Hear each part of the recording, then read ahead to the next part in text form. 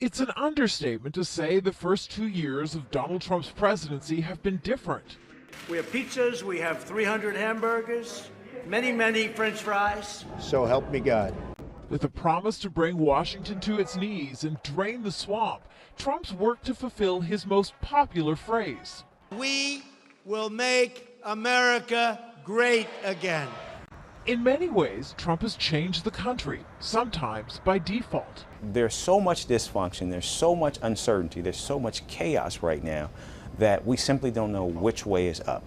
He refuses to act like previous presidents, often using Twitter to announce big news or Get that son of a off the field. to insult his opponents. They call her Pocahontas.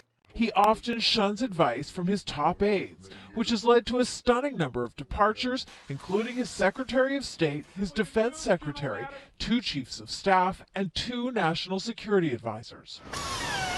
Unemployment is at its lowest rate in 50 years, but economists warn that may not last in 2019.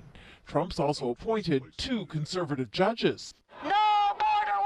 But it is his biggest campaign promise that has proved to be his toughest challenge. We are building a wall. Trump has made it clear he wants a wall along the southern border of the United States with Mexico to stop illegal migrants from crossing.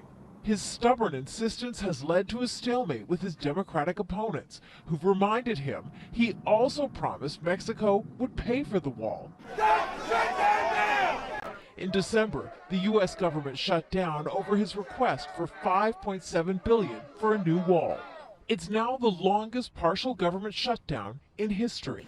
No collusion, no nothing. There is no collusion. There was no collusion whatsoever. Although his first 2 years have been overshadowed by a Department of Justice investigation into whether his campaign worked with the Kremlin, Trump has proved over and over again he can weather the hefty legal and political fights that come with it. But as 2019 gets closer to 2020, a presidential election year, Trump faces new challenges from Democrats who want him out. This is our moment in history.